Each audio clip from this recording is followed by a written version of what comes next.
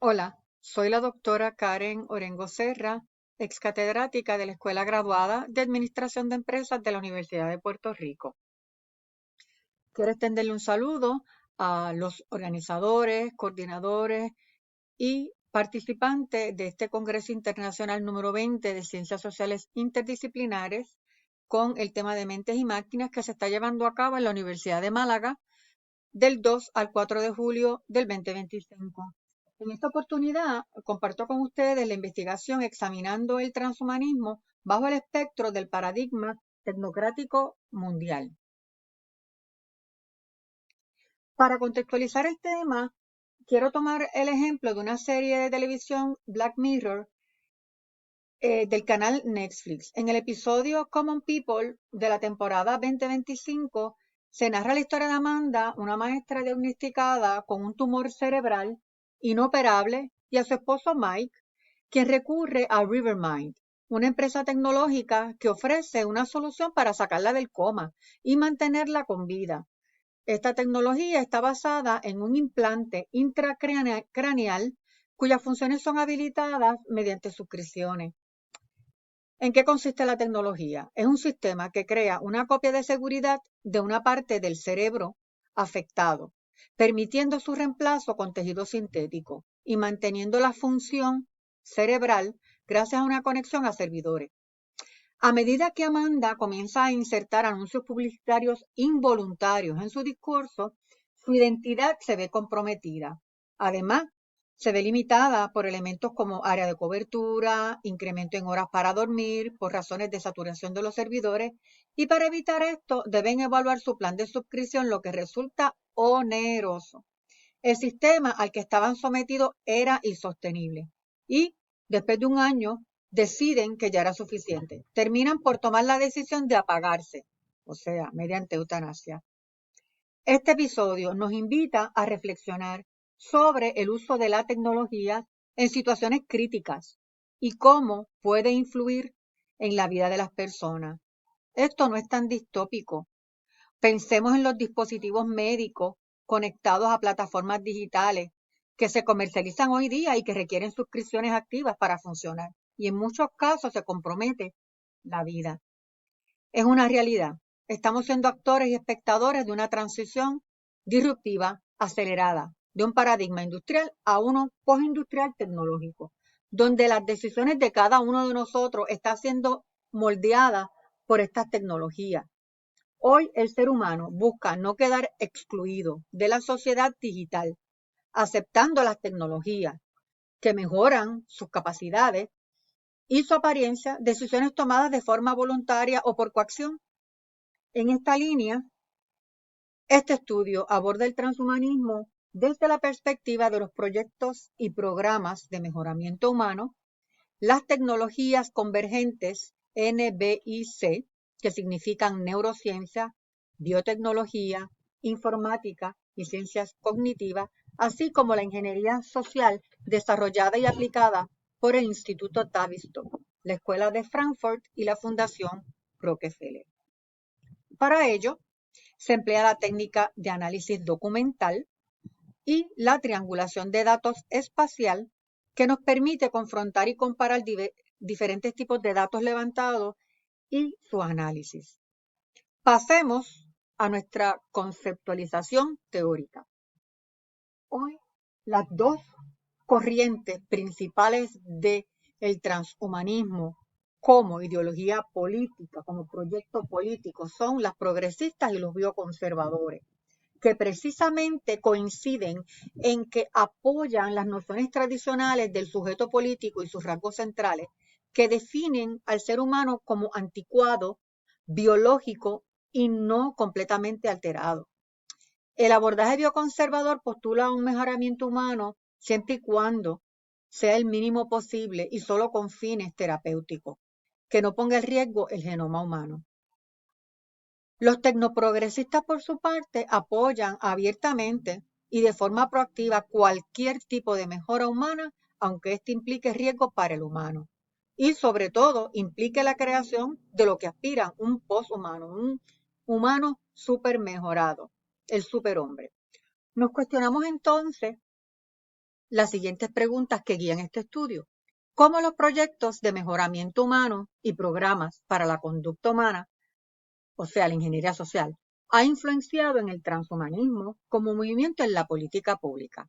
¿De qué forma los adelantos tecnológicos en las NBIC han avanzado el transhumanismo como un compromiso de política pública mundial? ¿Y cuáles son los desafíos que conlleva este paradigma tecnocrático? Para ello debemos saber qué entendemos por mejoramiento humano en ingeniería social. Según la literatura, el mejoramiento humano implica cualquier modificación que permita mejorar el rendimiento humano individual a través de intervenciones restaurativas o preventivas, no mejoradas, mejoras terapéuticas y no terapéuticas en el cuerpo humano. Todo basado en ciencia y tecnología.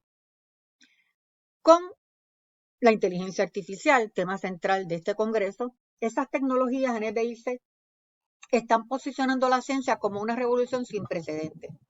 Y esto es importante porque está aportando, es una herramienta que están utilizando los gobiernos para aportarles a ellos competitividad, seguridad, control de los países, gobernanza, control militar, o sea, competitividad militar, comercial, en sus finanzas, en la política monetaria y sobre todo en el reordenamiento societal. Nada más vemos en esto en los programas que se han desarrollado de mejoramiento humano como el NERRI y STOA del Parlamento Europeo en Estados Unidos, Cyber Soldier 2050, DARPA N3, DARPA AI y Z-Man de DARPA, por mencionar algunos de ellos. El DARPA N3 es importante porque aspira a la singularidad tecnológica, la fusión humano-máquina. En el 2018, siguiendo este contexto, en una conferencia dictada a militares y profesores del Modern War Institute en West Point, Virginia, el doctor James Giordano, director del programa de estudios de neuroética y residente académico de la Universidad de Georgetown, explicaba en esta conferencia cómo estos avances en neurociencia impactarán el futuro de la guerra. La telepatía tecnológicamente mediada, es decir, la capacidad de transmitir pensamientos, emociones o intenciones entre personas mediante dispositivos neurotecnológicos, podría, según Giordano, transformar la comunicación humana y militar. Para el 2040, Giordano predice que la mente humana será un objetivo estratégico. Se buscará influir, manipular o proteger los procesos mentales mediante tecnologías cognitivas. Estas tecnologías que proveen aplicaciones y están orientadas al consumidor plantean problemas únicos para la seguridad, la privacidad, la identidad psicológica, la autonomía del usuario. Por otro lado, estudios recientes apuntan a que la dependencia al uso constante de todos nosotros a estas tecnologías discapacita nuestro cerebro humano porque se ataca la corteza cerebral que se encarga de recibir la información, analizarla y ejecutarla. La ingeniería social, que la literatura define como táctica psicológica para la imposición de un patrón determinado en la sociedad, no es algo nuevo. Esta herramienta fue ampliamente desarrollada por organizaciones como el Instituto Tavistock,